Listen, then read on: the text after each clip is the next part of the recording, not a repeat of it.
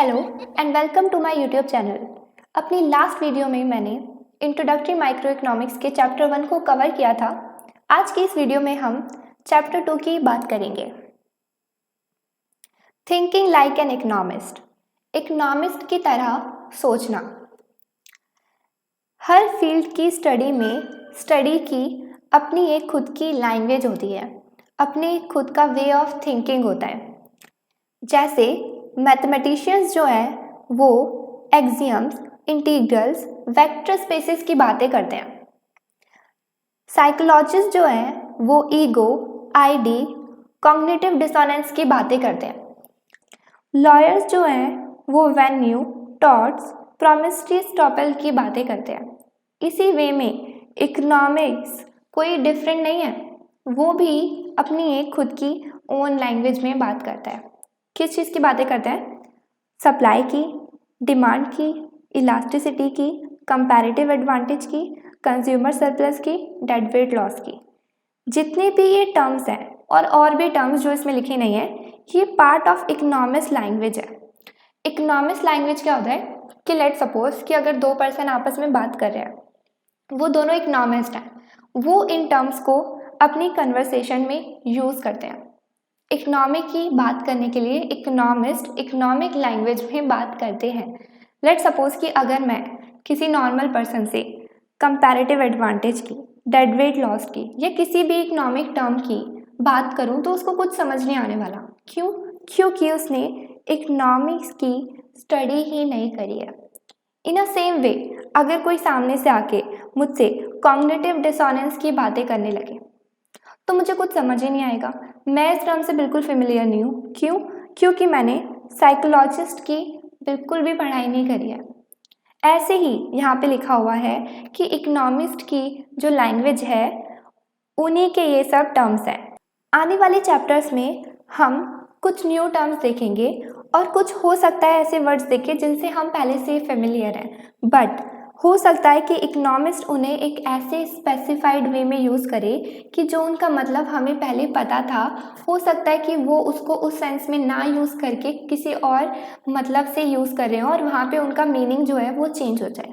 Okay, at first हमें लग रहा होगा कि जो ये न्यू लैंग्वेज है ये नीडलेस है। ज़रूरत क्या है हमें, जब कुछ ही लोगों को इसके बारे में पता है, कुछ ही लोग समझ पा रहे हैं, तो इसकी ज़रूरत क्या है हमें? हम क्यों इस लैंग्वेज को पढ़ेंगे? तो बिल्कुल नीडलेस है।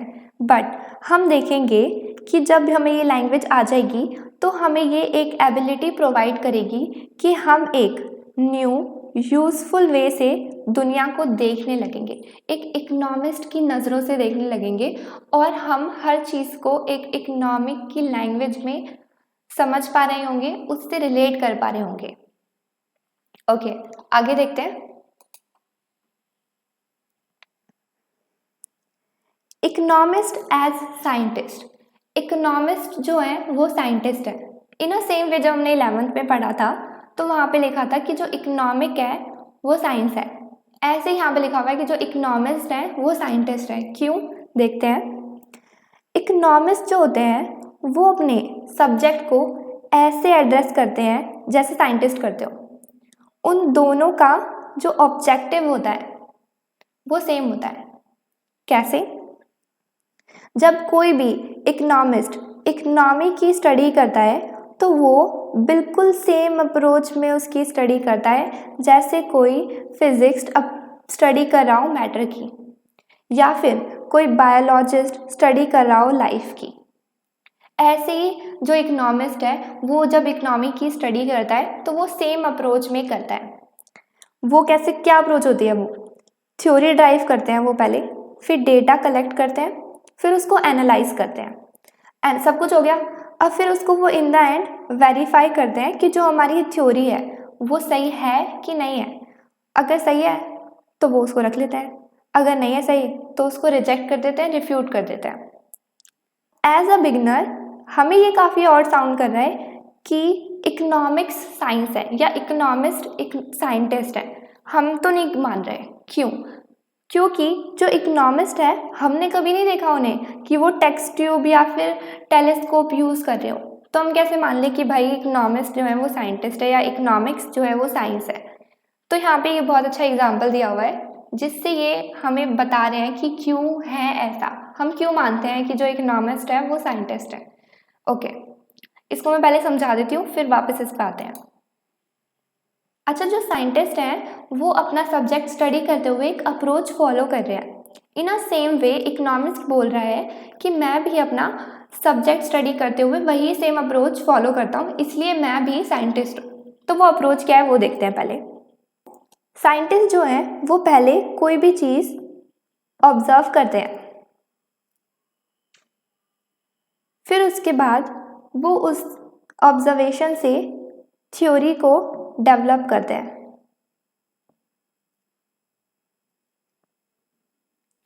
फिर उसके बाद वो देखते हैं कि उसका कॉज क्या है। फिर उसके बाद वो अपनी थ्योरी को वेरीफाई करते हैं। वेरीफाई करने के लिए वो डेटा कलेक्ट करते हैं,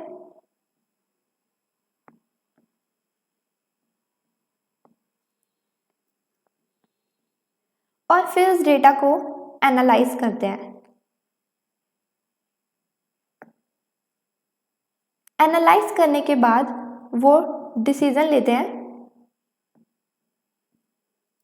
कि हमें इस थ्योरी को एक्सेप्ट करना है या फिर रिजेक्ट करना है।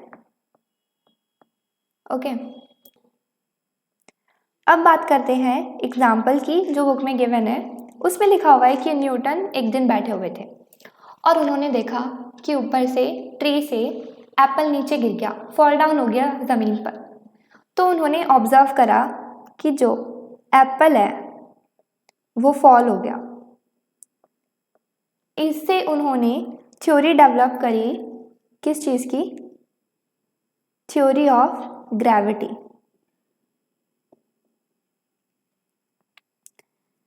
ग्रेविटी की थ्योरी के बाद उन्होंने देखा कि ऐसा हो क्यों रहा है, एप्पल गिर क्यों रहा है। उन्होंने उसका कॉज ढूंढा तो उन्हें पता चला कि नीचे से कोई ग्रेविटेशनल फोर्स है जिसकी वजह से हर चीज़ ऊपर से फेंकने से नीचे गिर रही है।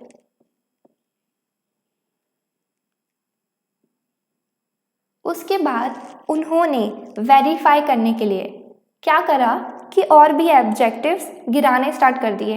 ऐसा तो है नहीं ना कि ऊपर से एप्पल अगर हम छोड़ रहे हैं तो एप्पल ही गिर रहा है। अगर हमें अपनी थ्योरी को बिल्कुल सही साबित करना है तो वो थ्योरी सब चीज़ पे एप्लीकेबल होनी चाहिए।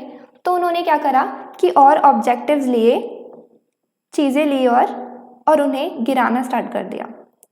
तो उन्होंने क्या देखा कि एनालाइज करा उन्होंने, हर चीज़ फॉल कर रही है, सब फॉल कर रहा है, ये उनका एनालाइज हो गया। उन्होंने एनालाइज करा कि जिस चीज़ को मैं फेंक रहा हूँ वो नीचे गिर रही है।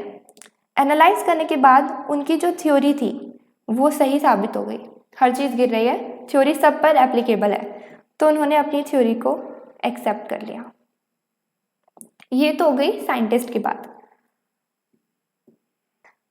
अब देखते हैं कि इकोनॉमिस्ट कैसे सेम अप्रोच को फॉलो करते हैं। लेट्स सपोज कि जो प्राइस है वो इंक्रीज कर गया, तो जो इकोनॉमिस्ट हैं उन्होंने देखा कि प्राइस बढ़ रहा है, तो उन्होंने उससे थ्योरी डेवलप कर दी, थ्योरी ऑफ इन्फ्लेशन। उसके बाद उन्होंने कॉज देखा कि प्राइस बढ़ क्यों रहा है। तो उन्होंने बहुत ढूंढा, देन उन्हें पता चला कि नोट प्रिंट करने से प्राइस बढ़ रहा है। उसके बाद उन्होंने वेरिफिकेशन के लिए डेटा कलेक्ट करा।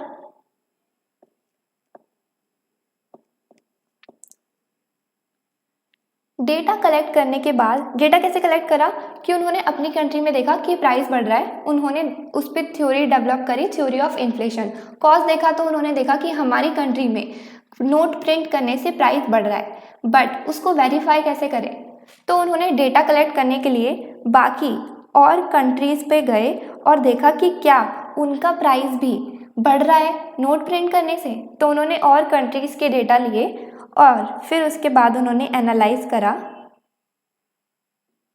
कि सभी के प्राइस बढ़ रहे हैं, जिससे उनकी जो थ्योरी है वो एक्सेप्ट हो गई। ये बिल्कुल कोइंसिडेंस नहीं था कि नोट प्रिंट हुए और दूसरी जगह प्राइस बढ़ गए।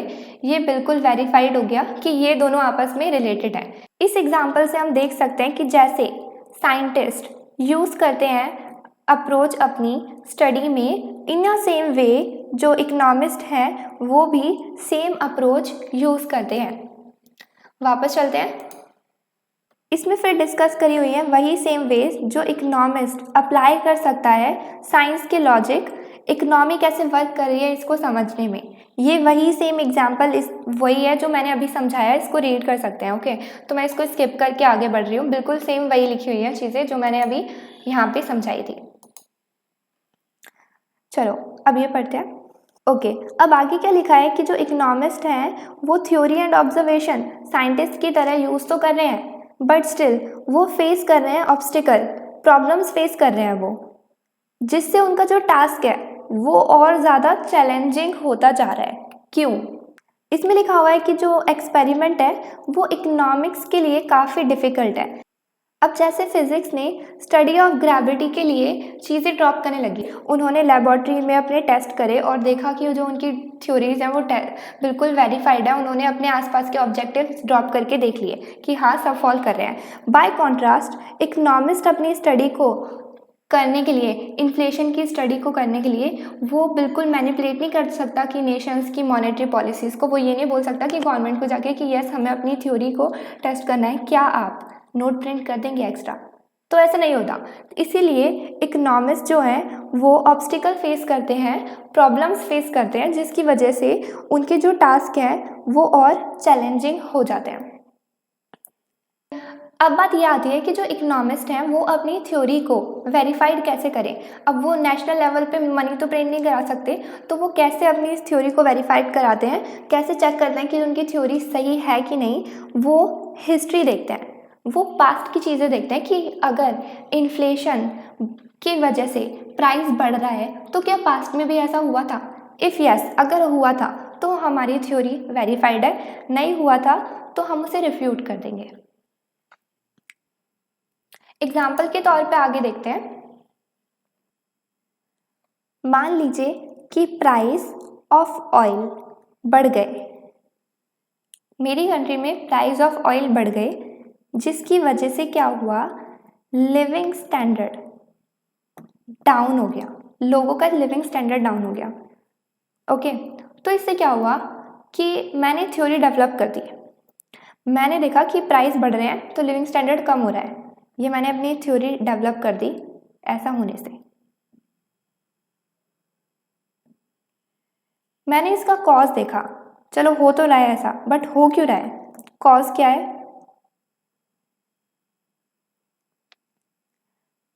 कॉज क्या है ऐसा होने का? तो हम देखते हैं कि पेट्रोल या फिर ऑयल का जब प्राइस बढ़ा तो उससे क्या हुआ कि पेट्रोल और प्राइस बहुत सारी चीज़ों में यूज़ होता है, प्रोडक्शन करने में यूज़ होता है, मशीनरीज में यूज़ होता है, ट्रांसपोर्टेशन में यूज़ होता है, मेन रीज़न है ट्रांसपोर्टेशन में यूज़ होता है। तो उससे क्या हुआ कि ट्रांसपोर्टेशन कॉस्ट जो है बढ़ गई, पेट्रोल और ऑयल के प्राइस इंक्रीज होने से ट्रांसपोर्टेशन कॉस्ट बढ़ गई। उससे क्या हुआ कि हमारा लेना देना जो है वो कम हो गया, या फिर लेना देना अगर हो भी रहा है तो वो महंगा पड़ रहा है ना, क्योंकि कॉस्ट बढ़ गई ट्रांसपोर्टेशन, इंपोर्ट एक्सपोर्ट हमारे महंगे हो गए। और अगर हम कोई चीज़ मंगवा भी रहे हैं तो इधर उधर से वो भी आना जाना सब कुछ महंगा हो गया, क्योंकि ट्रांसपोर्टेशन कॉस्ट बढ़ गई है। इसकी वजह से क्या हुआ, ट्रांसपोर्टेशन कॉस्ट तो बढ़ गई, इसकी वजह से हमारी प्रोडक्शन कॉस्ट भी बढ़ गई। क्यों बढ़ी? क्योंकि अगर हम कोई चीज़ प्रोडक्ट खरीद रहे हैं तो उसकी सारी चीज़ें ऐड होकर आती हैं। प्रोडक्शन कॉस्ट के अंदर ट्रांसपोर्टेशन कॉस्ट इंक्लूडेड है, ट्रांसपोर्टेशन कॉस्ट बढ़ेगी तो ऑफ कोर्स प्रोडक्शन कॉस्ट भी हमारी इंक्रीज हो जाएगी। अब प्रोडक्शन कॉस्ट के बढ़ने से क्या हुआ, गुड्स एंड सर्विसेज थे, जो गुड्स एंड सर्विसेज थे वो महंगे हो गए, गुड्स एंड सर्विसेज का प्राइस बढ़ गया, प्राइस फॉर गुड्स बढ़ गया। ओके, अब प्राइस बढ़ने से क्या हुआ, गुड्स के लोगों की परचेजिंग पावर कम हो गई, परचेजिंग पावर, लोगों की परचेजिंग पावर कम हो गई, वो गुड्स अब कम खरीद पा रहे हैं क्योंकि चीज़ें महंगी हो गई हैं। उसकी वजह से क्या हुआ ये क्या इम्प्लाई करता है कि लोगों का स्टैंडर्ड ऑफ लिविंग कम हो गया क्योंकि उनकी परचेजिंग पावर कम हो गई। ऑयल और पेट्रोल की प्राइस बढ़ने से लिविंग स्टैंडर्ड कम हो रहा है। कॉज अब हमने देख लिया, हमने देखा, हमने ऑब्जर्व करके थ्योरी डेवलप करी, हमने कॉज देख लिया। अब आगे देखते हैं। कॉज देखने के बाद अब हमें अपनी थ्योरी को वेरीफाई करना पड़ेगा। वेरीफाई कहाँ से करें?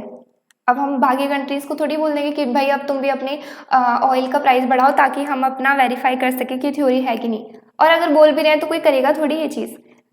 तो हम देखेंगे हिस्ट्री। हम हिस्ट्री में चेक करेंगे कि हम अपनी हिस्ट्री में चेक करेंगे कि क्या पास्ट में ऐसा हुआ था। इफ़ यस, अगर ऐसा हुआ था तो देन हमारी जो थ्योरी है वो आपस में रिलेटेड है कि प्राइस ऑफ ऑयल बढ़ने से लिविंग स्टैंडर्ड और लोगों का कम हो रहा है। लेकिन अगर वो थ्योरी पास्ट में ऐसा नहीं हुआ तो दैट मीन्स कि जो ये थ्योरी है ये जस्ट एक कोइंसिडेंस था कि अगर प्राइस ऑफ ऑयल और पेट्रोल बढ़ गया तो उसी टाइम पे लिविंग स्टैंडर्ड कम हो गया, कोइंसिडेंसली हो गया। ऐसा रीज़न कुछ और हो सकता है, ये नहीं है, क्योंकि हमारी जो थ्योरी है वो रिजेक्ट हो गई। ओके, अब देखते हैं कि पास्ट में ऐसा हुआ था कि नहीं हुआ था। तो इसमें लिखा हुआ है कि जब वॉर हो रही थी मिडिल ईस्ट में तो जो ऑयल का प्राइस था वो आसमान छू रहा था, मतलब वो इतना ज़्यादा महंगा था। तो जो कंज्यूमर ऑफ ऑयल थे, जो ऑयल को कंज्यूम कर रहे थे और ऑयल प्रोडक्ट्स को ले रहे थे, उनका जो लिविंग स्टैंडर्ड है वो बहुत कम हो गया। अब हम मान सकते हैं कि यस, ये हिस्ट्री में भी हुआ था। दैट मीन्स कि यस, अब हमारी जो थ्योरी थी वो वेरीफाई थी कि प्राइस ऑफ ऑयल इंक्रीज होने से लिविंग स्टैंडर्ड कम हो रहा है। तो इसमें बेसिकली यही बताया हुआ था कि जो इकोनॉमिस्ट हैं वो साइंटिस्ट की तरह अपनी थ्योरीज को लैबोरेटरीज में टेस्ट नहीं कर सकते। तो वो क्या करते हैं कि वो अपनी थ्योरी को टेस्ट करने के लिए हिस्ट्री चेक करते हैं। अगर हिस्ट्री में वो सेम चीज़ हुई होती है तो वो उनकी थ्योरी जो है वो वेरीफाइड हो जाती है। अच्छा, इसमें एक और चीज़ लिखी हुई है कि प्राइस के बढ़ने से लिविंग स्टैंडर्ड कम हो गया। Okay fine. तो इसकी वजह से क्या होगा कि जो पॉलिसी मेकर्स हैं उनके लिए काफ़ी डिफ़िकल्ट हो गया चूज़ करना कि वो क्या इस पे रिस्पॉन्स करें। अच्छा, पॉलिसी मेकर्स क्या होते हैं कि वो ऐसी ऐसी पॉलिसीज़ उन्हें बनानी होती हैं कि जो उनकी गिवन सिचुएशन है वो सुधर जाए, वो अच्छी हो जाए, इम्प्रूव हो जाए। बट जो इसमें लिखा हुआ है कि जो इकोनॉमिस्ट साइंटिस्ट हैं उनके लिए ये काफ़ी अच्छी अपॉर्चुनिटी हो गई स्टडी करने के लिए। ये इफ़ेक्ट कि जो भी हुआ, मतलब जो मैंने समझाया है कि इकोनॉमिस्ट के लिए तो काफ़ी अच्छी अपॉर्चुनिटी हो गई, बट पॉलिसी मेकर के लिए एक बहुत बड़ी प्रॉब्लम खड़ी हो गई कि इस पर हम कैसे रिस्पॉन्स करें, क्या हम कैसे करें, इसे फेस कैसे करें, कैसे इसको इम्प्रूव करें। ओके, आगे देखते हैं। Okay, the role of assumptions. Assumptions का क्या रोल है? इसमें एक बहुत अच्छा एग्जाम्पल दिया है कि अगर हम किसी फिजिक्स्ट से पूछें कि अगर हम 10 स्टोरी बिल्डिंग के टॉप फ्लोर से मार्बल को गिराएं तो वो कितना टाइम लेगी, कितना टाइम वो लेगी नीचे गिरने में, तो वो इसका आंसर तो कर देगा। बट वो अज्यूम कर रहा है कि जो मार्बल गिर रही है वो वैक्यूम में गिर रही है। वैक्यूम में मतलब कि अगर हम मार्बल को 10 फ्लोर बिल्डिंग से नीचे गिरा रहे हैं तो वहाँ पे कोई भी एयर नहीं है। लेकिन इन रियल लाइफ ये तो अजम्पशन बिल्कुल फॉल्स है। हवा तो क्योंकि हर जगह होती है, हमें पता है कि जो बिल्डिंग है वो भी सराउंडेड बाय एयर है क्योंकि हवा हर जगह होती है। अब एयर से क्या होता है कि जो एयर है वो फ्रिक्शन पैदा करती है जिसकी वजह से जो मार्बल गिर तो जाएगी बट वो स्लो डाउन हो जाएगी, धीरे गिरेगी, धीरे स्पीड में गिरेगी, टाइम लेगी गिरने में। ओके, इसीलिए फिजिक्स ने करेक्टली पॉइंट आउट करा कि जो फ्रिक्शन है वो मार्बल पर इतनी स्मॉल है कि जो उसका अफेक्ट है वो नेग्लिजिबल है। नेग्लिजिबल मतलब कि ना के बराबर है। और अज्यूम करा कि जो मार्बल गिर रही है वो वैक्यूम में गिर रही है। इससे क्या हुआ कि जो उसकी प्रॉब्लम है वो सिंप्लीफाई हो गई और आंसर अफेक्ट नहीं हुआ। इन अ सेम वे जो इकोनॉमिस्ट हैं वो क्या करते हैं, वो भी अजम्पशंस लेते हैं। उससे क्या होता है कि जो कॉम्प्लेक्स वर्ल्ड है वो सिंपल हो जाता है समझने में और हम इजीली उसको समझ पाते हैं। फॉर एग्जाम्पल, हमने 11th में पढ़ा था कि प्राइस के बढ़ने से क्वांटिटी कम हो जाती है क्योंकि दोनों के बीच में नेगेटिव रिलेशन है। हम यहाँ पे हमेशा लेते थे कि अदर फैक्टर्स जो हैं वो कांस्टेंट है। ओके, लेकिन मान लो कि हम यहाँ पर अब अदर फैक्टर्स कांस्टेंट नहीं ले रहे, हम कोई भी अजम्पशन यहाँ पर अब नहीं ले रहे हैं, तो इसे इरेज कर देते हैं। अब प्राइस के बढ़ने से क्वांटिटी फॉल हो रही है। मान लो उसी समय इनकम बढ़ गई, बट इनकम का तो क्वांटिटी के साथ पॉजिटिव रिलेशन है, और वो बोल रही है कि अगर इनकम बढ़ गई तो क्वांटिटी अब बढ़ाओ। लेकिन मान लो कि सब्स्टिट्यूशन गुड के प्राइस बढ़ गए, अब उसका भी क्वांटिटी के साथ पॉजिटिव रिलेशन है, ये भी बोल रही है कि क्वांटिटी बढ़ाओ। मान लो कॉम्प्लीमेंट्री गुड्स के प्राइस बढ़ गए, अब उसका क्वांटिटी के साथ नेगेटिव रिलेशन है, वो कह रही है क्वांटिटी कम करो। कोई कह रहा है क्वांटिटी कम करो, कोई कह रहा है बढ़ाओ, फिर कोई कह रहा है बढ़ाओ, फिर कह रहा है कोई कम करो। अब इससे क्या हो रहा है कि जो हमारा आंसर है वो अफेक्ट कर रहा है। इसीलिए हम अजम्पशंस लेते हैं ताकि जो कॉम्प्लेक्स चीज़ें हैं वो सिंप्लीफाई हो जाए और हम इजीली उसको समझ पाएँ। या फिर मान लो कि अगर हम ये सारी चीज़ें एक साथ कुछ भी अज्यूम ना करके, मान लो 11th में हम ऐसे समझाते तो किसी को समझ नहीं आता, क्योंकि ये काफ़ी कॉम्प्लिकेटेड है समझने के लिए। इसीलिए हम अजम्पशंस लेते हैं ताकि हम इजीली उसे समझ पाएँ। ओके, आगे देखते हैं। इकोनॉमिक मॉडल्स, इसमें एक अगेन बहुत अच्छा एग्जाम्पल दिया है कि मान लो स्कूल में बायोलॉजी जो टीचर्स हैं वो ह्यूमन बॉडी पढ़ा रही हैं और उनके पास एक प्लास्टिक ह्यूमन बॉडी का मॉडल है। वो मॉडल मेजरली सारे ऑर्गन्स कवर कर रहा है, जैसे कि हार्ट, लिवर, किडनी और भी बहुत सारी चीज़ें बॉडी के अंदर की। वो मॉडल अलाउ कर रहा है टीचर को, हेल्प कर रहा है टीचर को कि वो अपने स्टूडेंट को सिंपल वे में दिखा सके कि कैसे सारे बॉडी के इम्पॉर्टेंट पार्ट आपस में एक साथ फिट हैं एक बॉडी के अंदर। ऑफ कोर्स कोई भी नहीं मान रहा कि ये प्लास्टिक के मॉडल जो हैं वो रियल पर्सन है। ये मॉडल अच्छे से स्टाइल्ड है और इनके अंदर बहुत सारी डिटेल्स हैं जिससे हमें काफ़ी अच्छी इंफॉर्मेशन मिल सकती है। स्टिल ये लैक करता है रियलिज्म। रियलिज्म मतलब कि मॉडल तो मॉडल ही है, रियल थोड़ी है। रियलिज्म, और अगर एग्जाम्पल के तौर पे देख सके कि मॉडल ब्लड फ्लो तो नहीं दिखाना ना कि बॉडी के अंदर क्या चल रहा है, ऑर्गन्स दिखा रहा है बट उसके अंदर मॉडल के अंदर ब्लड तो है ही नहीं, तो वो रियलिज्म तो लैक कर रहा है। तो इसमें यही लिखा हुआ है कि रियलिज्म लैक कर रहा है। स्टिल ये जो मॉडल है ये काफ़ी यूज़फुल है लर्न करने के लिए कि कैसे ह्यूमन बॉडी वर्क करती है। इन अ सेम वे इकोनॉमिस्ट जो हैं वो मॉडल यूज़ करते हैं लर्न करने के लिए about the world.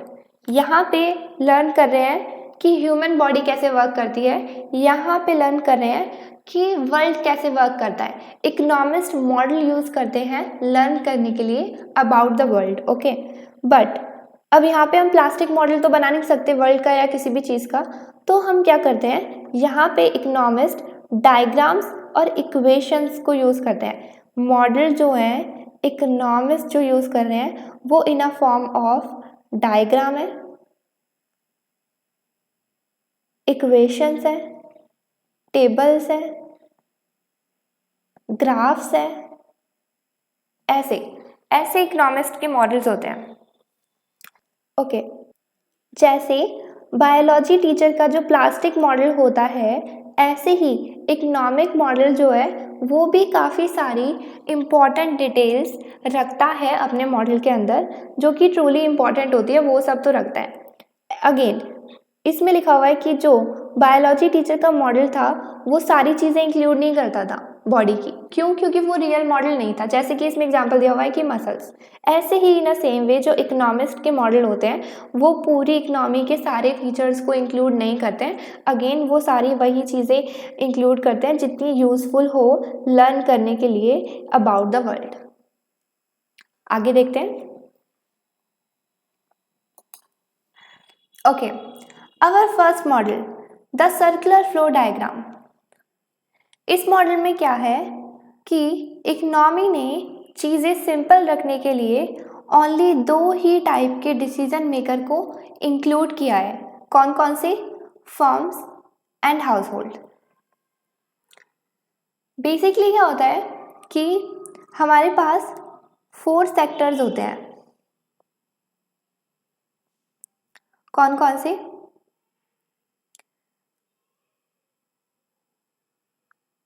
Firms,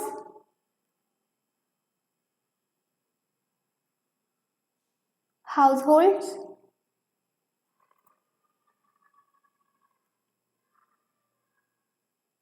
government और rest of the world. Firms produce करती हैं गुड्स एंड सर्विसेज को,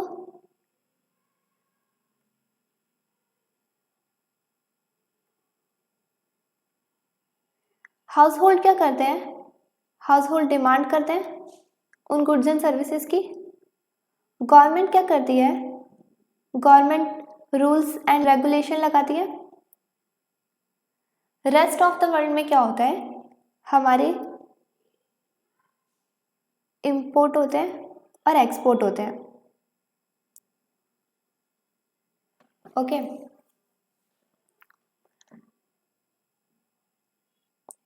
इस मॉडल में इकोनॉमी ने सिर्फ 2 टाइप के डिसीजन मेकर को ही इंक्लूड करा है, जो कि है फर्म्स और हाउस होल्ड।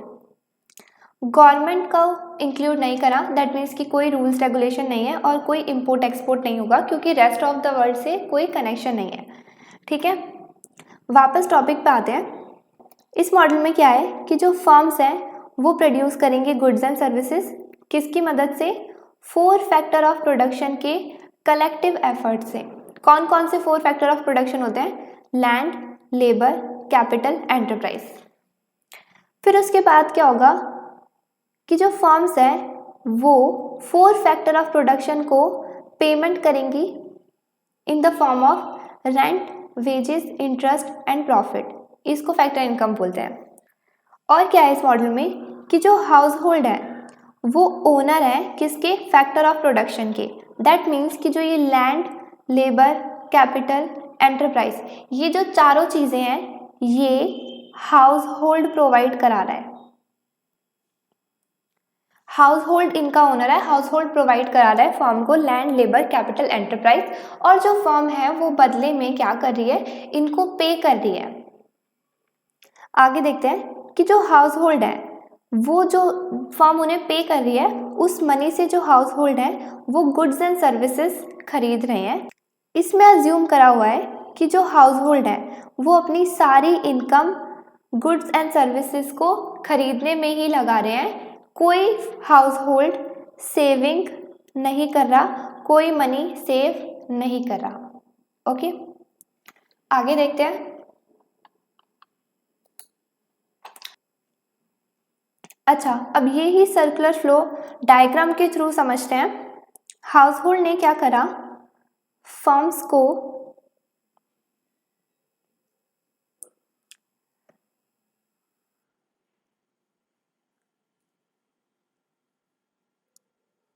लैंड प्रोवाइड करा, लेबर प्रोवाइड करा, कैपिटल प्रोवाइड करा, एंटरप्राइज प्रोवाइड करा। इन शॉर्ट, हाउस होल्ड ने फर्म को फैक्टर सर्विसेज प्रोवाइड करी,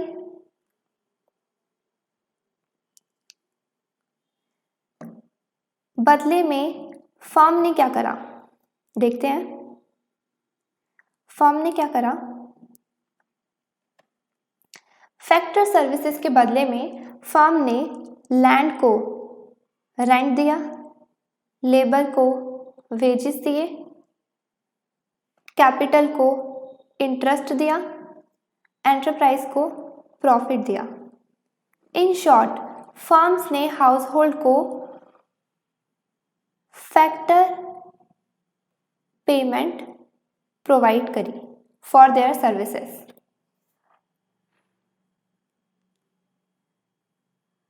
फैक्टर पेमेंट प्रोवाइड करी।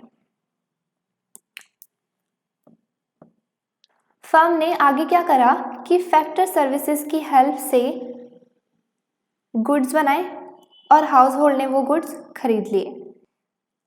फर्म्स ने गुड्स एंड सर्विसेज प्रोड्यूस करे। फिर क्या हुआ कि हाउस होल्ड ने गुड्स एंड सर्विसेज खरीदने के बदले में क्या करा, फर्म को पेमेंट करी। किस चीज़ की? गुड्स एंड सर्विसेज की, जो उन्होंने खरीदे थे।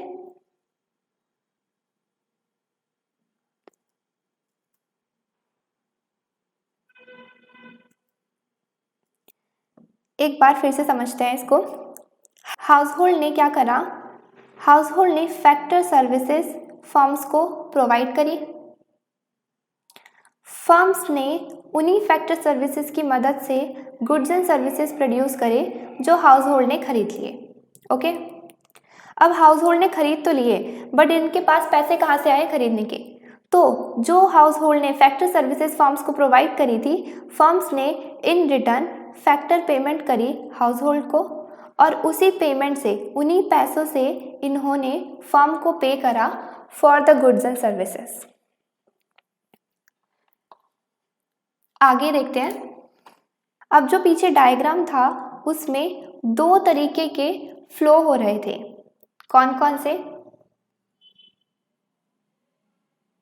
एक था मनी फ्लो, एक था रियल फ्लो। मनी फ्लो क्या होता है? जहां पर मनी का फ्लो होता है। रियल फ्लो में क्या होता है? इसमें होता है flow of inputs and output. Okay, अब रियल फ्लो देखते हैं कि हमारे डायग्राम में कहाँ पे था। फ्लो ऑफ इनपुट और आउटपुट कहाँ पे हो रहा था? ये जो इनर सर्कल है येलो कलर का, येलो कलर का जो ये इनर सर्कल है, इसमें हमारा flow of input and output, in short real flow हो रहा था। कैसे? हाउस होल्ड ने फर्म्स को इनपुट दिया, फर्म्स ने इनपुट से आउटपुट बनाया गुड्स एंड सर्विसेज का।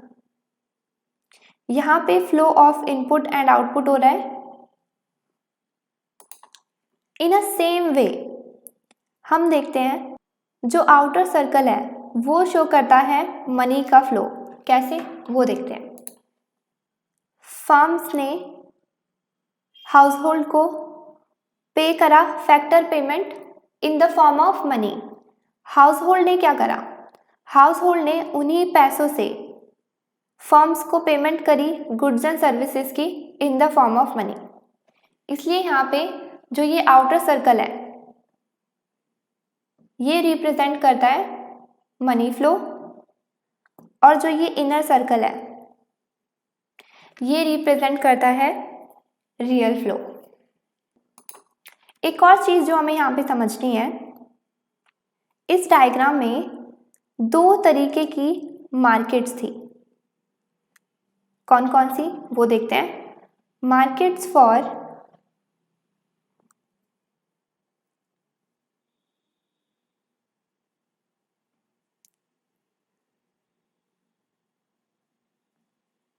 फैक्टर ऑफ प्रोडक्शन,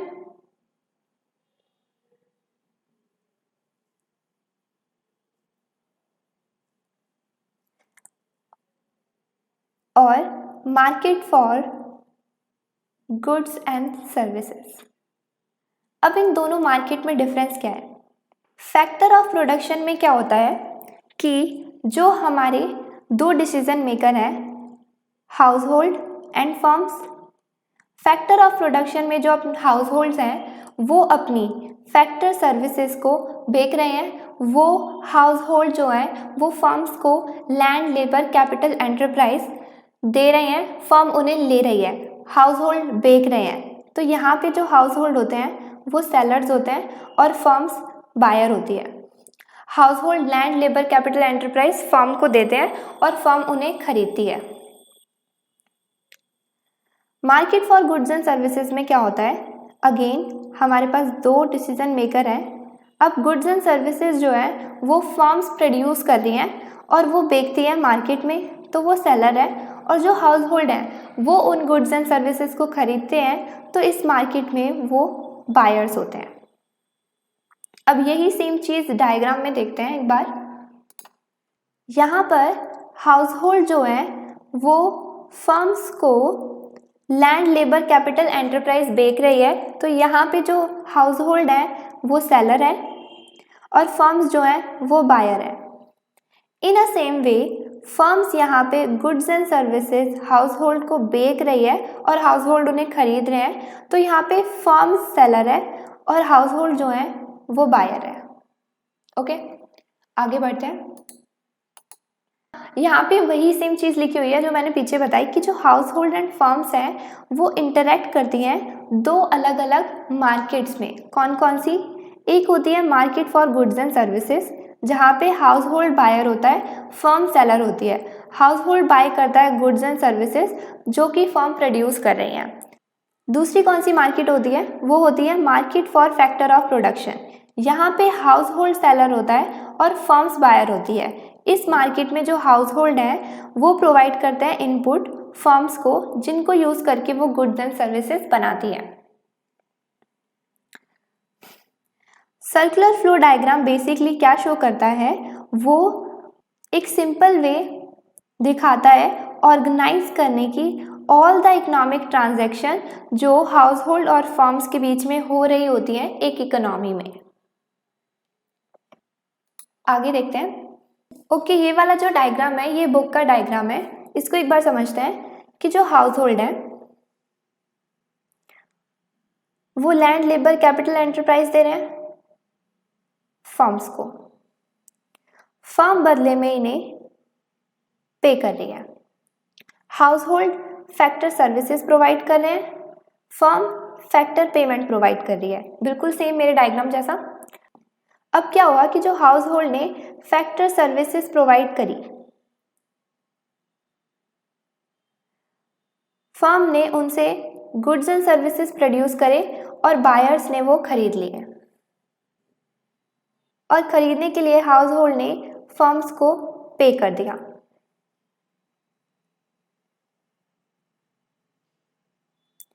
ऊपर वाला जो सीन है वो दिखाता है कि market for goods and services. यहाँ पे फर्म जो है वो goods and services house hold को बेच रही है, फर्म यहाँ पे सेलर है, हाउस होल्ड यहाँ पे बायर है। नीचे वाली जो मार्केट है वो market for factor of production दिखा रही है। कैसे? कि यहाँ पे जो हाउस होल्ड है वो land, labour, capital, enterprise firm को बेच रहा है, तो यहाँ पे जो हाउस होल्ड है वो सेलर है और जो फर्म्स है जो खरीद रही है लैंड, लेबर, कैपिटल, एंटरप्राइज वो यहाँ पे बायर है। तो इसी के साथ ही हमारा circular flow of diagram complete होता है। आगे देखते हैं। Okay, our second model the production possibility frontier. इसको प्रोडक्शन पॉसिबिलिटी कर्व भी बोलते हैं। PPC refers to the graphical representation of possible combination of two goods that can be produced with the given resources and technology।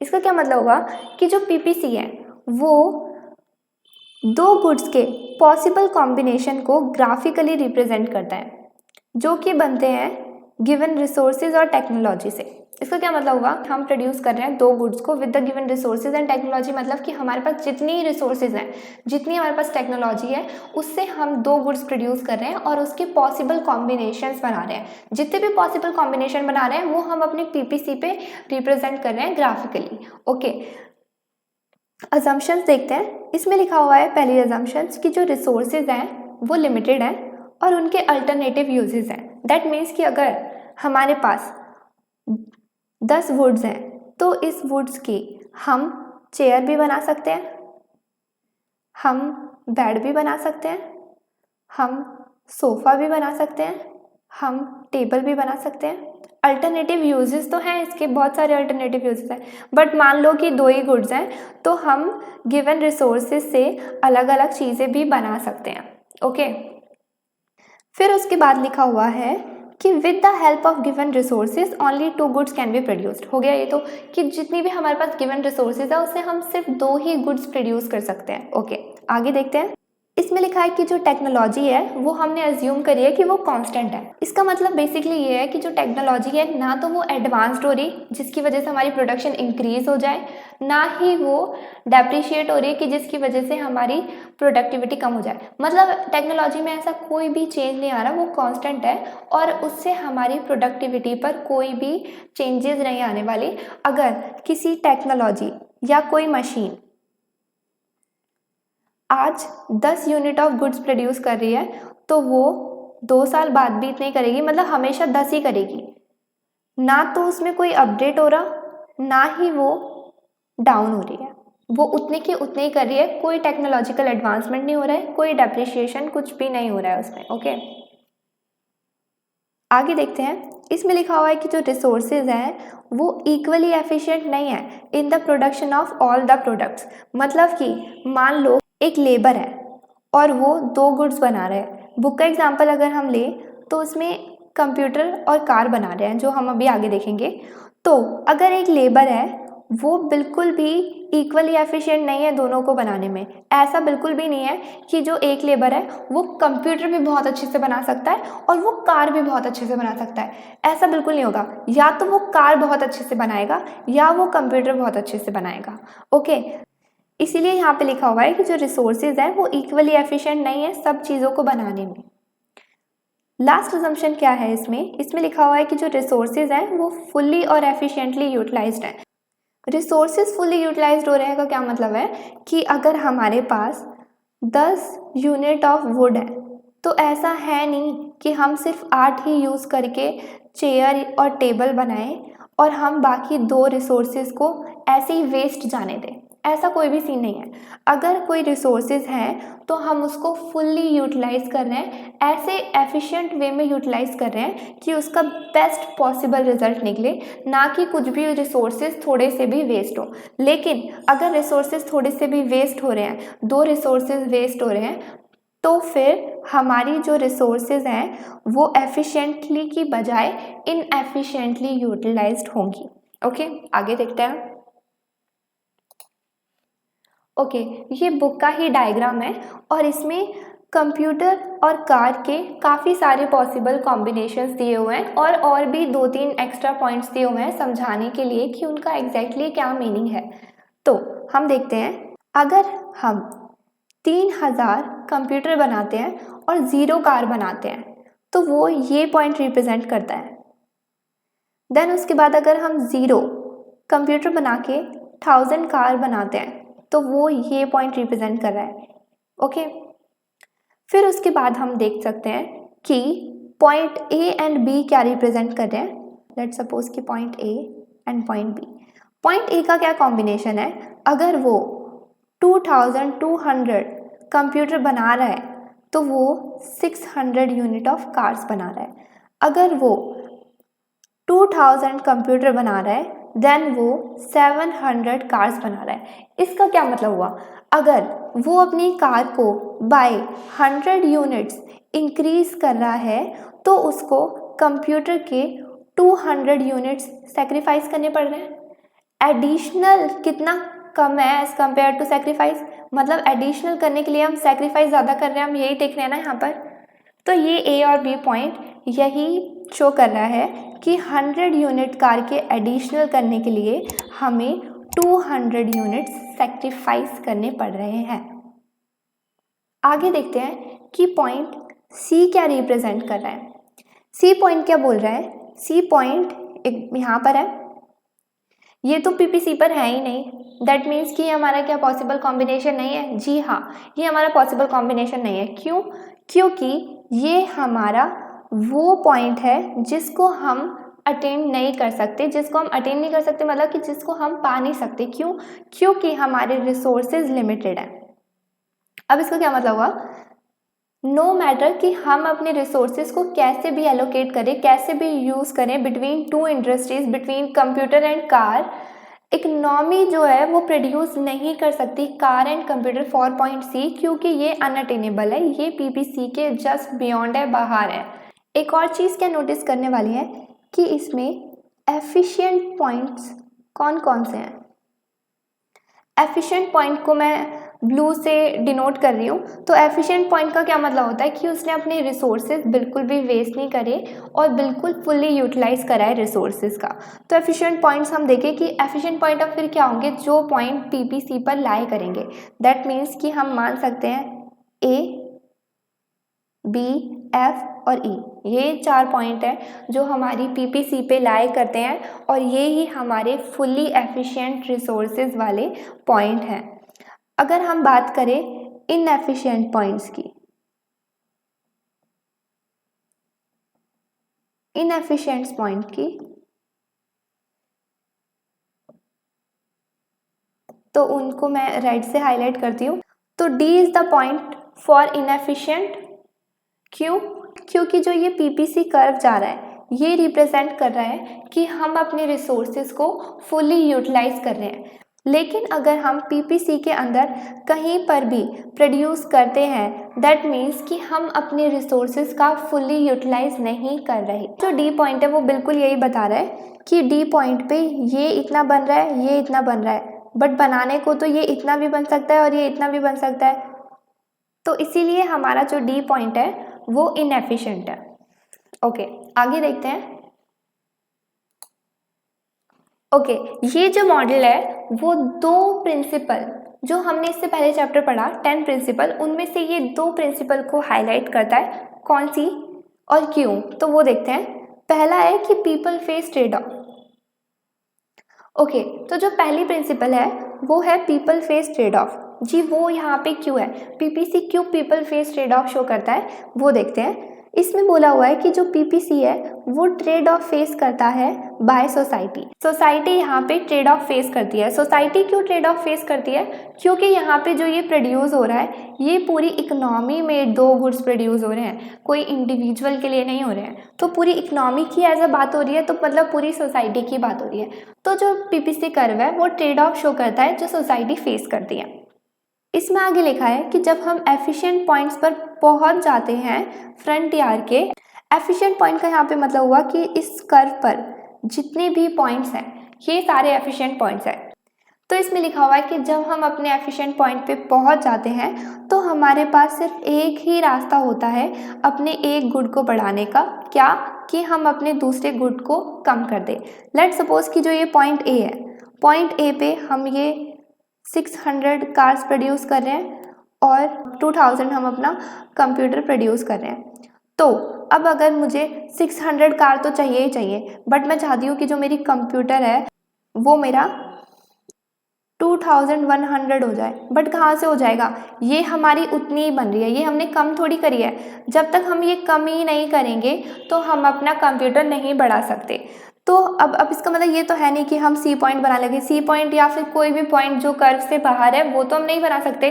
तो अगर हमें computer की production बढ़ानी है या फिर हमें कार की प्रोडक्शन बढ़ानी है तो हमें दूसरे गुड की प्रोडक्शन कम करनी पड़ेगी। यही हमारा एक ओनली वे है, यही सोसाइटी फेस करती है। अगर हमें एक गुड ज़्यादा बनाना है तो हमें दूसरे गुड की प्रोडक्शन कम करनी पड़ेगी, और अगर हमें दूसरा गुड ज़्यादा बनाना है तो हमें पहले गुड की प्रोडक्शन कम करनी पड़ेगी। इसमें आगे लिखा हुआ है कि जब इकोनॉमी ने मूव करा from point A to B तो सोसाइटी ने क्या करा, उसने 100 कार्स तो प्रोड्यूस कर दी ज़्यादा, बट उसके बदले में उसने 200 कंप्यूटर कम करे। ये वही सेम चीज़ है जब मैंने यहाँ पे point A and B explain करा था। पॉइंट ए एंड बी, इसको बढ़ाने के चक्कर में मैंने यहाँ से 200 से कम कर दिया कंप्यूटर। तो वो यही चीज़ बता रहा है कि जब हमें यहाँ पे कार बढ़ानी थी तो हमने कंप्यूटर कम करे। ऐसा तो बिल्कुल भी नहीं हुआ कि कंप्यूटर फिक्स थे और फिर भी कार बढ़ गई। हमने यहाँ पे ट्रेड ऑफ फेस करा। आगे देखते हैं अब और कौन सी प्रिंसिपल है जो पीपीसी कर्व को शो करती है। The cost of something is what you give up to get something. किसी चीज़ को पाने की कॉस्ट वो है जो तुम सेक्रीफाइस कर रहे हो। ओके, इसमें यहाँ पे लिखा हुआ है अपॉर्चुनिटी कॉस्ट कहते हैं इसे। तो इसमें क्या है कि जो प्रोडक्शन पॉसिबिलिटी फ्रंटियर है वो करता है शो अपॉर्चुनिटी कॉस्ट एक गुड की as measured in terms of other good. कैसे? इसमें दिया हुआ है कि जब सोसाइटी ने पॉइंट ए टू बी से मूव करा तो हमने 200 कंप्यूटर गिव अप करे 100 एडिशनल कार्स के लिए। तो एट पॉइंट ए हमारी अपॉर्चुनिटी कॉस्ट ऑफ 100 कार्स थी 200 कंप्यूटर, दैट मीन्स कि 1 कार की कितनी हो जाएगी, 2 कंप्यूटर। इसमें लिखा हुआ है कि जो अपॉर्चुनिटी कॉस्ट ऑफ कार है वो equals to the slope of PPC है। अपॉर्चुनिटी कॉस्ट ऑफ कार जो है वो इक्वल्स टू है स्लोप ऑफ पीपीसी। बट इसने आगे बताया हुआ है कि जो अपॉर्चुनिटी कॉस्ट ऑफ कार है इन terms of the number of computer is not constant. Constant नहीं है वो। क्यों नहीं है कांस्टेंट? तो जैसे कि ये हमारा पीपीसी कर्व है, इस पे बहुत सारे पॉइंट्स हैं, हम कोई भी पॉइंट ले सकते हैं। मान लो कार की जगह मैंने यहाँ पे x ले लिया और कंप्यूटर की जगह यहाँ पे y ले लिया। हमें पता था कि अपॉर्चुनिटी कॉस्ट ऑफ x जो कि कार है is equals to slope of PPC है। बट उसने बोला कि जो ये स्लोप है ये कांस्टेंट नहीं है। कांस्टेंट इसलिए नहीं है क्योंकि पीपीसी पर बहुत सारे पॉइंट्स हैं, हर पॉइंट पे एक अलग ही स्लोप आ रहा है। तो जो स्लोप है वो किस पर डिपेंड करता है?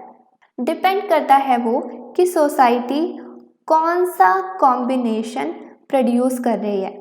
जौन सा वो कॉम्बिनेशन प्रोड्यूस करेगी, लेट सपोज कि वो कॉम्बिनेशन ए प्रोड्यूस कर रही है, तो उसका जो स्लोप है वो क्या हो जाएगा, 2।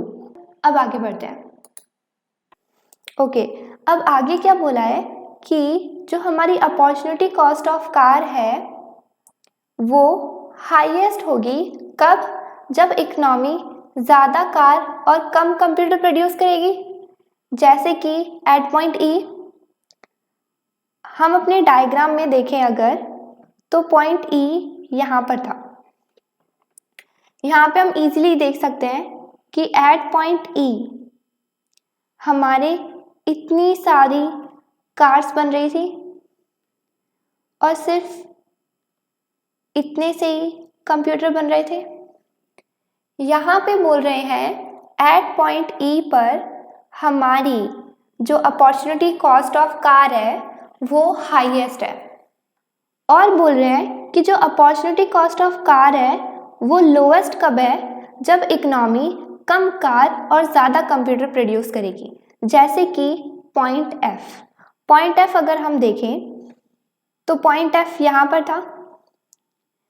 इस पॉइंट पर जो इकोनॉमी है वो सिर्फ इतनी सी कार प्रोड्यूस कर रही है और इतने सारे कंप्यूटर प्रोड्यूस कर रही है।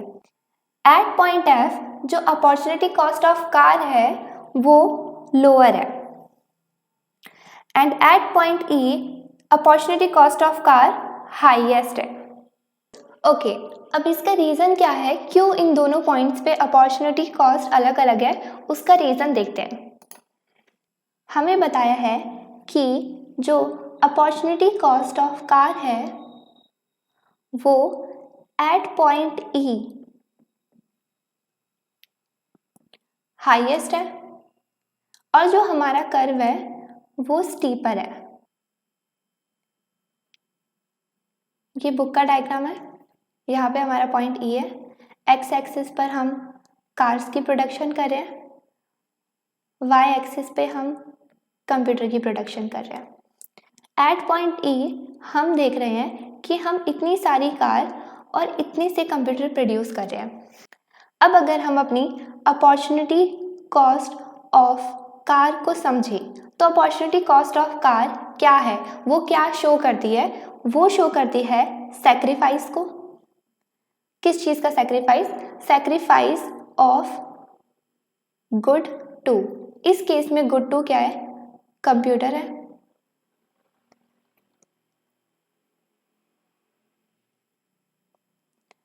इन ऑर्डर टू गेन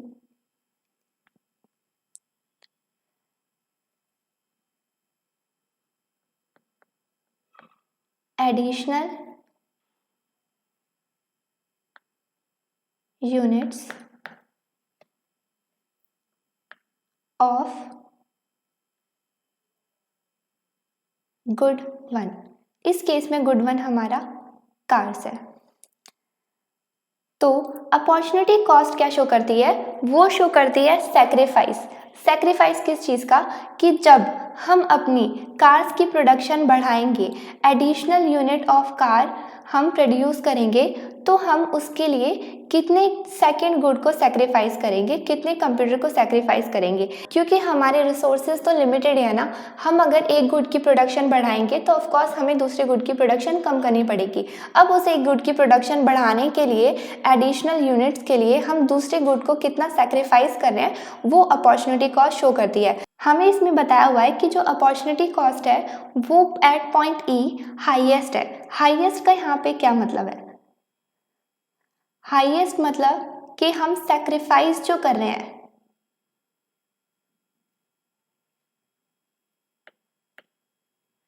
वो हम बहुत ज़्यादा सैक्रिफाइस कर रहे हैं, तभी तो हाईएस्ट है। अगर कम सैक्रिफाइस करते तो लोएस्ट होती, वो दूसरा केस है। एट पॉइंट ई क्या हो रहा है? हमारी जो कार्स की प्रोडक्शन है वो ज़्यादा है एज कंपेयर टू कंप्यूटर्स। हमें पता है कि हमारी इकोनॉमी में जो रिसोर्सेज हैं वो लिमिटेड है। मान लो कि हमारे पास पूरी इकोनॉमी में 100 लेबर्स है।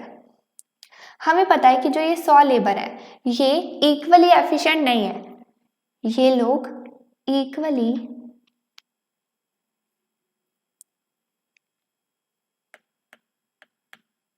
एफिशिएंट नहीं है। मतलब कि जो ये हमारे 100 लेबर्स है, ये दोनों ही गुड्स को इक्वल एफिशिएंट वे में प्रोड्यूस नहीं कर सकते।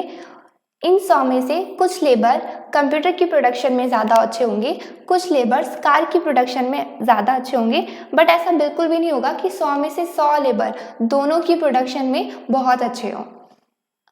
मान लो कि एट पॉइंट ई हमारी जो कार की प्रोडक्शन है उसमें 90 लेबर्स यूज़ हो रहे हैं, और जो कंप्यूटर की प्रोडक्शन है उसमें 10 लेबर्स यूज़ हो रहे हैं। ये जो 90 लेबर है, मान लो कि ये 950 यूनिट्स ऑफ कार प्रोड्यूस कर रहे हैं, और जो ये 10 लेबर हैं वो 200 यूनिट प्रोड्यूस कर रहे हैं। अब अगर मान लो हम अपना कॉम्बिनेशन थोड़ा सा चेंज करके एट पॉइंट ए पर प्रोड्यूस करने लगे, यहाँ पर हमने थोड़ी सी कार की प्रोडक्शन बढ़ा दी है।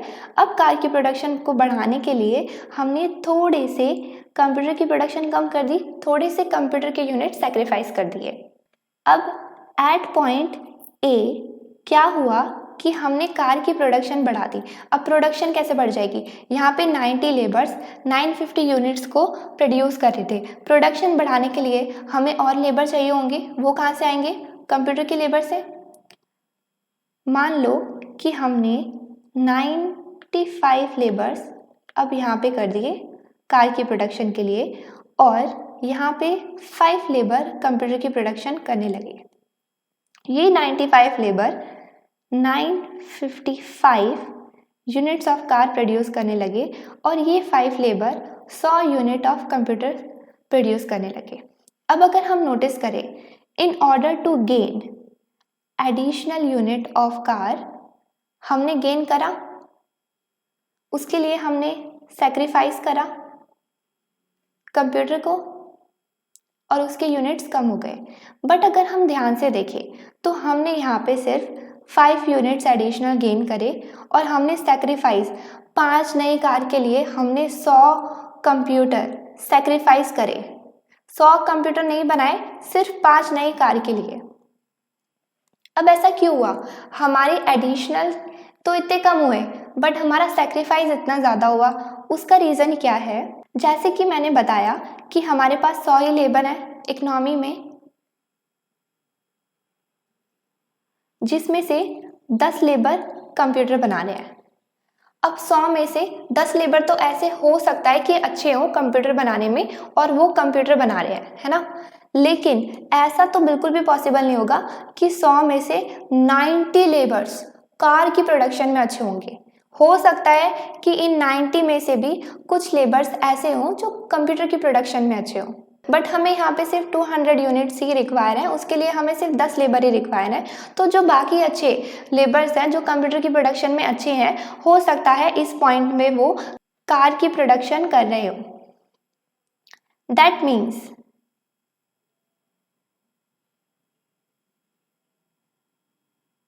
मीन्स कि इस पॉइंट पे क्या हो रहा है, यहाँ पे क्या हो रहा है कि जो बेस्ट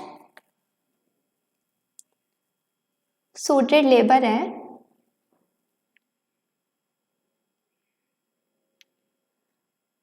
कंप्यूटर की प्रोडक्शन के लिए,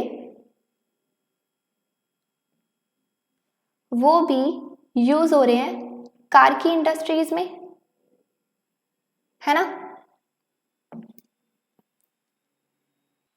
ओके, ये जो एरो जा रही है ये 90 लेबर पर है। ओके, अब जब हम पॉइंट ए का कॉम्बिनेशन लेने लगे, पॉइंट ए प्रोड्यूस करने लगी इकोनॉमी, तो जो ये 90 लेबर्स थे ये तो ऑलरेडी इंक्लूडेड थे, बट कार की प्रोडक्शन को बढ़ाने के लिए हमने कंप्यूटर के लेबर जो कंप्यूटर में बहुत अच्छे से काम कर रहे थे वो यहाँ पे शिफ्ट कर दिए। मतलब कि वो कार को ज़बरदस्ती बनाने लगे क्योंकि वहाँ पे कार की प्रोडक्शन की रिक्वायरमेंट थी, हमें कार के यूनिट्स ऑफ गुड्स बढ़ाने थे। उससे क्या हुआ कि हमारे कार के जो यूनिट्स हैं वो बढ़े, बट कम से बढ़े। कम से इसलिए बढ़े क्योंकि जो हमने लेबर शिफ्ट करे हैं वो तो वैसे भी कार में अच्छे नहीं थे ना प्रोड्यूस करने में कार को, तो उनके आने से थोड़ा सा ही अंतर हुआ। हमारी प्रोडक्शन तो बढ़ी बट बहुत ही कम यूनिट से बनी क्योंकि उनको कार की प्रोडक्शन करनी आती ही नहीं थी। लेकिन जो हमने शिफ्ट करे लेबर कार की प्रोडक्शन में, वो कंप्यूटर की प्रोडक्शन तो बहुत अच्छे से करते थे ना। तो जब हमने कंप्यूटर की प्रोडक्शन को कम करा, जब हमने सिर्फ यहाँ पे 10 से 5 लेबर छोड़ दिए, तो जो हमारी कंप्यूटर की प्रोडक्शन है वो बहुत ज़्यादा यूनिट से सेक्रीफाइस हो गई। क्यों? क्योंकि वो कंप्यूटर की प्रोडक्शन तो बहुत अच्छे से करते थे, उनको शिफ्ट करा तो हमारी जो कंप्यूटर की प्रोडक्शन है वो बहुत ज़्यादा अफेक्ट हो गई। लेकिन जहाँ पे उनको भेजा गया 5 लेबर्स को कार की प्रोडक्शन को इंक्रीज़ करने के लिए, वहाँ पे वो ज़्यादा यूज़फुल नहीं आए क्योंकि वहाँ पे उनको कार की प्रोडक्शन आती ही नहीं थी। इसलिए कार की जो प्रोडक्शन है वो बढ़ी तो कम यूनिट से बढ़ी, पर सिर्फ बहुत ही कम यूनिट से वो बढ़ी, लेकिन सेक्रीफाइस इतना ज़्यादा हुआ। जहाँ पे हमारा सेक्रीफाइस ज़्यादा हुआ, जहाँ पे हम मोर सेक्रीफाइस कर रहे हैं, वो पॉइंट ई हमें बता रहा है। पॉइंट ई नहीं बता रहा बट बेसिकली वो पॉइंट्स जो नीचे जितने भी आ रहे हैं, अब जैसे ए पॉइंट से हम और भी नीचे प्रोड्यूस करने लगे तो हम और ज़्यादा सेक्रीफाइस करने लगेंगे। In order to gain more units of car, हम ज़्यादा कंप्यूटर के यूनिट्स को सेक्रीफाइस करने लगेंगे। तो जो यहाँ के यूनिट्स हैं वो बहुत ज़्यादा सेक्रीफाइस होंगे। इसलिए एट पॉइंट ई हमारी अपॉर्चुनिटी कॉस्ट ऑफ कार जो है वो बहुत ज़्यादा हाईएस्ट है, क्योंकि हम बहुत ज़्यादा सेक्रीफाइस कर रहे हैं कंप्यूटर को in order to gain additional units of car. अब इन अ सेम वे हम पॉइंट एफ को समझते हैं। अपॉर्चुनिटी कॉस्ट ऑफ कार लो होगी एट पॉइंट एफ पर, जहाँ पे जो हमारा कर्व है वो फ्लैटर होगा।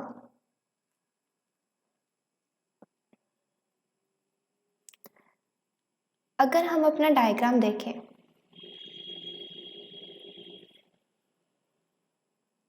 ये पॉइंट एफ है, यहाँ पे प्रोडक्शन ऑफ कंप्यूटर हो रहा है, यहाँ पे प्रोडक्शन ऑफ कार हो रही है। एट पॉइंट एफ हम ज़्यादा कंप्यूटर प्रोड्यूस कर रहे हैं एज कंपेयर टू कार। हम सिर्फ इतनी सी कार प्रोड्यूस कर रहे हैं और इतने सारे कंप्यूटर प्रोड्यूस कर रहे हैं। हमें पता है कि अपॉर्चुनिटी कॉस्ट ऑफ कार क्या शो करती है? सैक्रिफाइस को। किसका sacrifice? Sacrifice of good two computer है।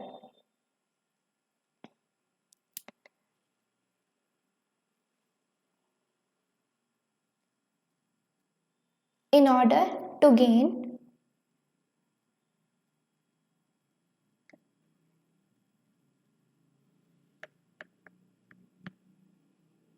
additional unit of good one.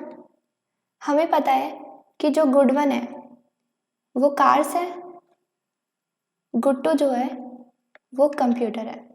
अब हमें पता है कि अपॉर्चुनिटी कॉस्ट ऑफ कार लो है एट पॉइंट एफ। हमें पता है कि पॉइंट एफ पर कंप्यूटर जो है वो ज़्यादा प्रोड्यूस हो रहे हैं एज कंपेयर टू कार्स। और हमें पता है कि इकोनॉमी में जो रिसोर्सेज हैं वो फिक्स्ड हैं, और हमने अज्यूम करा था कि वो रिसोर्सेज मान लो 100 लेबर है। मान लो 90 लेबर कंप्यूटर बना रहा है और बाकी के 10 लेबर कार्स बना रहे हैं। अब इतने सारे लोग कंप्यूटर बना रहे हैं और सिर्फ इतने से ही लोग कार बना रहे हैं। हमें पता है कि जो हमारे रिसोर्सेज हैं वो इक्वली एफिशिएंट नहीं है सब गुड्स को बनाने में। मतलब कि कंप्यूटर और कार दोनों ही 100 के 100 लेबर अच्छे से नहीं बना सकते। हो सकता है कि उसमें से कुछ लेबर कंप्यूटर की प्रोडक्शन ज़्यादा अच्छे से करते हो, और हो सकता है कि उसमें से कुछ लेबर कार्स की प्रोडक्शन ज़्यादा अच्छे से करते हो। ऐसा बिल्कुल भी पॉसिबल नहीं है कि सारे ही लेबर दोनों की प्रोडक्शन अच्छे से करते हो। हमें पता है कि जो ये 10 के 10 लेबर हैं ये कार को बनाने में इक्वली एफिशिएंट होंगे, लेकिन ऐसा तो बिल्कुल भी नहीं होगा कि 100 में से सिर्फ 10 ही लेबर कार अच्छे से बनाते हो। लेकिन कार की प्रोडक्शन यहाँ पर कम हो रही है एट पॉइंट एफ, तो सिर्फ 10 ही लेबर की रिक्वायरमेंट है और 10 ही लेबर काम कर रहे हैं। बाकी जो बचे हुए लेबर हैं वो कंप्यूटर बना रहे हैं। 90 लेबर में से कुछ लेबर अब ऐसे भी होंगे जो कार की प्रोडक्शन में अच्छे होंगे, बट वहाँ पे रिक्वायरमेंट अभी इतनी नहीं है तो वो कंप्यूटर की प्रोडक्शन कर रहे हैं। मतलब कि 90 में से कुछ लेबर बेस्ट सूटेड होंगे कार की प्रोडक्शन के लिए, बट यूज हो रहे हैं कंप्यूटर इंडस्ट्री में।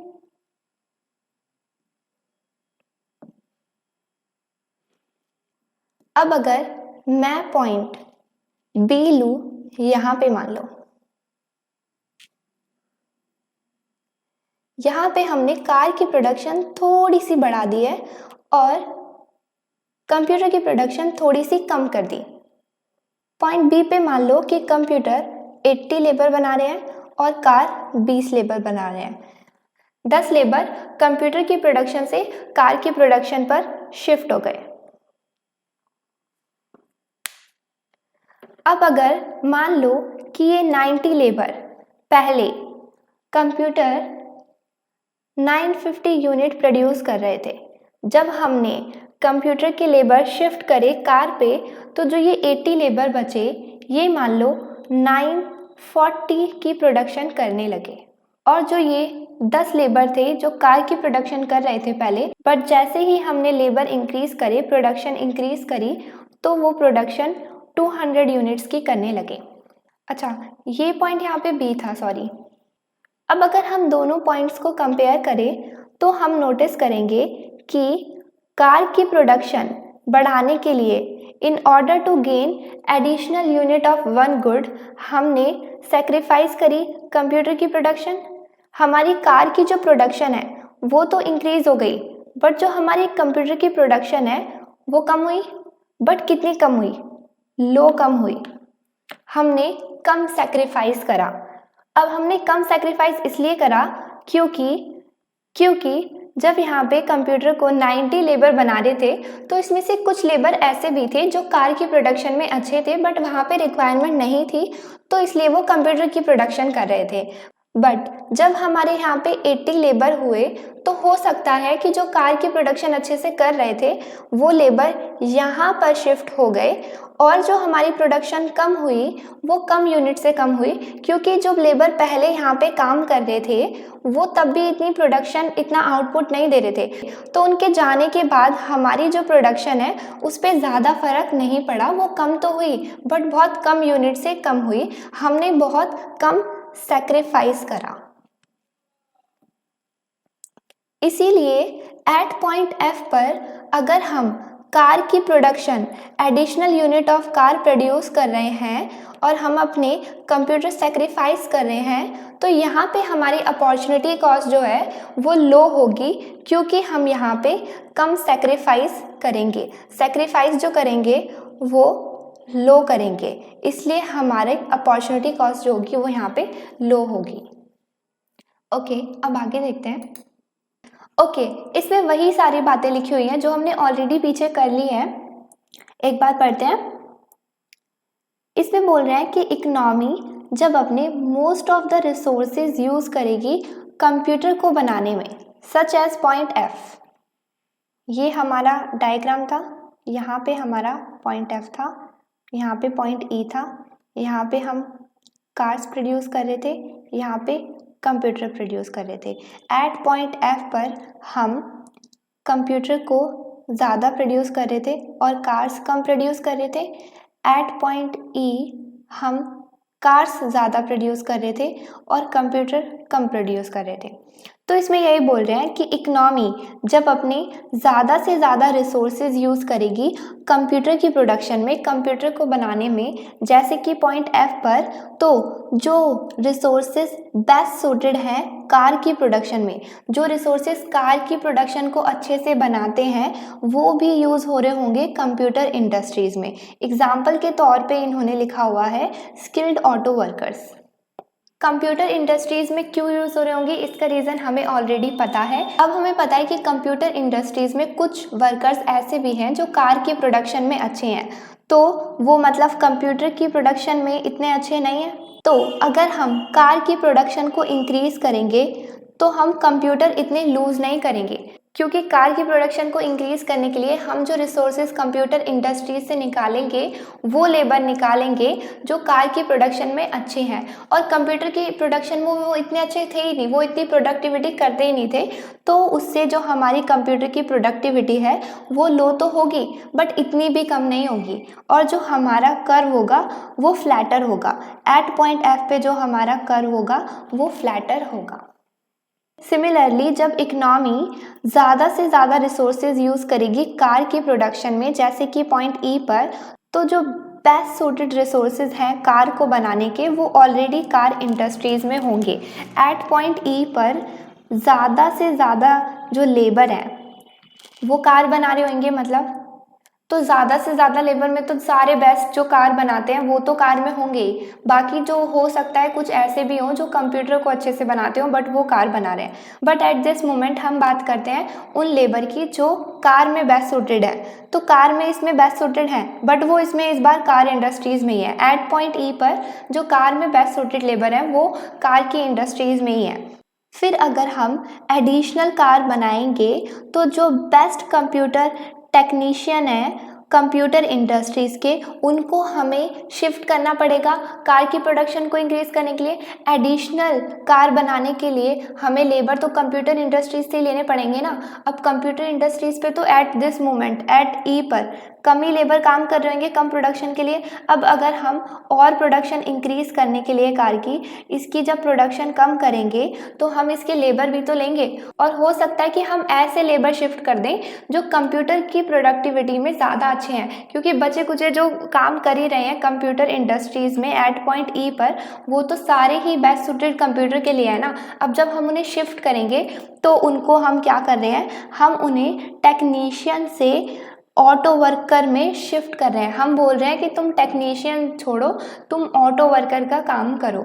इससे क्या होगा, अब हम एडिशनल कार तो ले लेंगे, एडिशनल कार्स हमारी बन जाएगी, बट इसके बदले में हम बहुत सारे यूनिट्स कंप्यूटर के सेक्रीफाइस करेंगे। इसीलिए यहाँ पे जो अपॉर्चुनिटी कॉस्ट ऑफ कार है वो हाई होगी, और जो हमारा कर्व है एट पॉइंट ई पर वो स्टीपर होगा। आगे देखते हैं। हमें पता है कि जो सोसाइटी है वो ट्रेड ऑफ फेस करती है, और जो पीपीएफ है वो भी ट्रेड ऑफ शो करता है बिटवीन टू गुड्स। लेकिन इसमें लिखा हुआ है कि over the period of time जो हमारा ट्रेड ऑफ है वो चेंज हो सकता है। कैसे? Production possibility frontier trade off show करता है बिटवीन टू डिफरेंट गुड्स, और जो ये ट्रेड ऑफ है वो over a period of time change हो सकता है। कैसे? फॉर एग्जाम्पल देखते हैं। सपोज मान लो कि टेक्नोलॉजिकल एडवांसमेंट हो गया कंप्यूटर इंडस्ट्रीज में, जिसकी वजह से क्या हुआ कि जो वर्कर पर वीक प्रोड्यूस करता था नंबर ऑफ कंप्यूटर वो बढ़ गए। अगर एक वर्कर पहले पर वीक 10 कंप्यूटर प्रोड्यूस कर रहा था तो हो सकता है कि टेक्नोलॉजिकल एडवांसमेंट से वो 15 कंप्यूटर प्रोड्यूस करने लगा। उससे क्या हुआ, इस एडवांसमेंट से जो सोसाइटी है उनकी अपॉर्चुनिटीज़ बढ़ गई। अपॉर्चुनिटीज़ कैसे बढ़ी कि हम with the given number of cars अब जो इकोनॉमी है वो ज़्यादा कंप्यूटर प्रोड्यूस कर सकती है। कार के एडवांसमेंट में तो कोई चेंज नहीं आया, इसलिए अगर हम 0 कंप्यूटर प्रोड्यूस कर रहे हैं तो हम 1000 कार ही प्रोड्यूस करेंगे। लेकिन अगर हम 0 कार प्रोड्यूस कर रहे हैं तो अब टेक्नोलॉजिकल एडवांसमेंट की वजह से हमारी अपॉर्चुनिटी बढ़ गई और हम 4000 कंप्यूटर प्रोड्यूस कर सकते हैं। इसलिए यहाँ पे सेम ही चीज़ लिखी हुई है कि इकनॉमी अगर कंप्यूटर प्रोड्यूस नहीं कर रही तो स्टिल वो 1000 कार प्रोड्यूस कर सकती है, इसलिए उसका एंड पॉइंट जो है वो सेम रहेगा। बट जो बाकी का प्रोडक्शन पॉसिबिलिटी फ्रंटियर है वो शिफ्ट हो जाएगा आउटवर्ड, बाहर की तरफ वो शिफ्ट हो जाएगा। आगे देखते हैं। Okay, micro economics and macro economics. बहुत सारे ऐसे सब्जेक्ट होते हैं जो पढ़े जाते हैं वेरियस लेवल्स पे। फॉर एग्जांपल बायोलॉजी में अगर हम देखें तो मॉलिक्यूलर बायोलॉजिस्ट केमिकल कंपाउंड्स की पढ़ाई करते हैं, सेलुलर बायोलॉजिस्ट सेल के बारे में पढ़ते हैं, evolutionary biologist variety of animal और प्लांट्स के बारे में पढ़ते हैं और देखते हैं कि जो स्पीसीज हैं वो कैसे चेंज होती हैं ग्रेजुअली ओवर द सेंचुरीज। ऐसे ही इकोनॉमिक्स जो है वो भी अलग अलग लेवल पर पढ़ी जाती है। जैसे कि हम पढ़ते हैं कि जो इंडिविजुअल हाउस होल्ड्स हैं और जो इंडिविजुअल फर्म्स हैं वो कैसे डिसीजन लेती है। हम पढ़ते हैं कि हाउस होल्ड और जो फर्म है वो कैसे इंटरेक्ट करती है मार्केट में for specific goods and services. हम पढ़ते हैं कि कैसे economy as a whole operate करती है, वर्क करती है। तो ऐसे ही इकोनॉमिक्स बेसिकली 2 पार्ट में डिवाइडेड है, micro economics and macro economics. Micro economics में हम पढ़ते हैं कि कैसे हाउस होल्ड और फर्म डिसीजन लेती है और कैसे वो इंटरेक्ट करती है एक स्पेसिफिक मार्केट में। मैक्रो इकोनॉमिक में हम इकोनॉमिक वाइड फिनोमिना पढ़ते हैं, इकोनॉमी एज अ होल पढ़ते हैं कि कैसे पूरी इकोनॉमी वर्क करती है। Micro economic and macro economic जो है वो आपस में रिलेटेड है। कैसे रिलेटेड है? क्योंकि अगर हमें चेंज देखना है ओवरऑल इकोनॉमी में तो इकोनॉमी की पूरी स्टडी करने के लिए हमें decision of million of individual देखना पड़ेगा।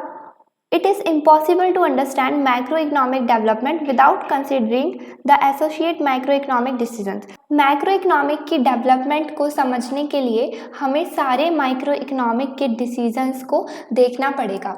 इसीलिए ये दोनों माइक्रो इकोनॉमिक और मैक्रो इकोनॉमिक आपस में इंटर रिलेटेड है। फॉर एग्जाम्पल अगर इसमें बताया हुआ है कि अगर मान लो इनकम टैक्स, हमें पढ़ना है कि इनकम टैक्स का overall production of goods and services पर क्या इम्पैक्ट पड़ता है। अब उसको पूरी इकोनॉमी में हमें देखना है कि इनकम टैक्स से overall production of goods and services पर क्या फ़र्क आया है। उसके लिए हमें देखने पड़ेंगे कि हर हाउस होल्ड कैसे रिएक्ट कर रहा है, कैसे वो अपनी स्पेंड कर रहा है मनी गुड्स एंड सर्विसेज पर टैक्स लगने के बाद। इसीलिए इसमें लिखा हुआ है कि मैक्रो इकोनॉमिक डेवलपमेंट को समझने के लिए हमें माइक्रो इकोनॉमिक डिसीजंस को देखना पड़ेगा। आगे लिखा हुआ है कि आपस में ये लिंक तो हैं बट ये हैं दोनों एक दूसरे से काफ़ी अलग। अब दोनों अलग हैं तो दोनों डिफरेंट क्वेश्चंस एड्रेस करते हैं, उनके खुद के अलग अपने मॉडल होते हैं और वो सेपरेट कोर्स सिखाते हैं। आगे देखते हैं। The Economist as Policy Advisor and Positive versus Normative Analysis। इसमें बहुत अच्छा एग्जाम्पल दिया हुआ है, उसको पहले देखते हैं। इसमें लिखा हुआ है कि दो लोग आपस में डिस्कस कर रहे हैं मिनिमम वेज लॉ के बारे में। जो पॉली है वो बोल रही है कि जो मिनिमम वेज लॉ है ना, वो तो भाई अनएम्प्लॉयमेंट को अफेक्ट करता है, अनएम्प्लॉयमेंट होती है उसकी वजह से। नोरमा बोल रही है कि गवर्नमेंट को मिनिमम वेजेस को बढ़ाना चाहिए। अब जो पॉली है वो साइंटिस्ट की तरह बात कर रही है, वो बता रही है कि कैसे जो वर्ल्ड है वो वर्क करता है। लेकिन जो नॉर्मा है वो बात कर रही है एज अ पॉलिसी एडवाइज़र। क्यों? क्योंकि वो बात कर रही है कि कैसे हमें वर्ल्ड को चेंज करना चाहिए। इन जनरल जो वर्ल्ड के बारे में स्टेटमेंट होती हैं वो दो तरीके की होती हैं। कौन सी? पॉजिटिव होती हैं और नॉर्मेटिव होती हैं। बट इसमें डिफरेंस क्या है? इसमें बताया कि जो पॉली है उसने पॉजिटिव स्टेटमेंट यूज़ करी है। पॉजिटिव स्टेटमेंट कौन सी होती हैं? वो होती हैं जो डिस्क्रिप्टिव होती हैं। डिस्क्रिप्टिव इसलिए होती हैं क्योंकि वो क्लेम करती हैं कि वर्ल्ड कैसा है, एक्चुअल में कैसा है। और जो सेकंड स्टेटमेंट होती है जो नॉर्मा ने यूज़ करी, वो नॉर्मेटिव स्टेटमेंट होती है। नॉर्मेटिव स्टेटमेंट क्या होती है? वो होती है प्रिस्क्रिप्टिव। वो बात करती है कि वर्ल्ड को कैसा होना चाहिए। अब इन दोनों स्टेटमेंट में डिफरेंस क्या है? की डिफरेंस ये है कि हम इनकी वैलिडिटी को कैसे चेक करते हैं। जैसे कि पॉली ने बोला कि मिनिमम वेजेस जो है वो अनएम्प्लॉयमेंट पैदा करते हैं, तो अब क्या होएगा? ये स्टेटमेंट को कंफर्म या रिफ्यूट, एक्सेप्ट या रिजेक्ट करने के लिए हमें क्या चाहिए? एविडेंस चाहिए। अब एविडेंस के लिए हम एनालाइज कर सकते हैं डेटा कि कैसे चेंज इन मिनिमम वेजेस जो हैं वो अनएम्प्लॉयमेंट में चेंज ला रहे हैं ओवर टाइम। लेकिन अगर हमें कंफर्म और रिफ्यूट करने के लिए नॉर्मेटिव स्टेटमेंट के लिए वैलिडिटी ढूंढनी है तो वहाँ पर अकेले डेटा ही काम नहीं आएगा। हमें देखना पड़ेगा कि कौन सी पॉलिसी गुड है, कौन सी पॉलिसी बैड है। बट ये डिसाइड करना बिल्कुल भी मैटर ऑफ साइंस नहीं है, क्योंकि ऐसे डिसीजन में और भी चीज़ें इन्वॉल्व होती हैं जैसे एथिक्स, रिलीजन और पॉलिटिकल फिलॉसफी। ओके, तो ये था हमारा लास्ट टॉपिक और इसी के साथ हमारा यहाँ पर चैप्टर एंड होता है। आई होप कि आप सबको मेरी वीडियो पसंद आई होगी। Make sure you guys like, share and subscribe to my YouTube channel. अगर आपको कोई भी डाउट है तो आप नीचे कमेंट कर सकते हैं। मिलते हैं अब हम अपनी नेक्स्ट वीडियो में, तब तक के लिए बाय बाय।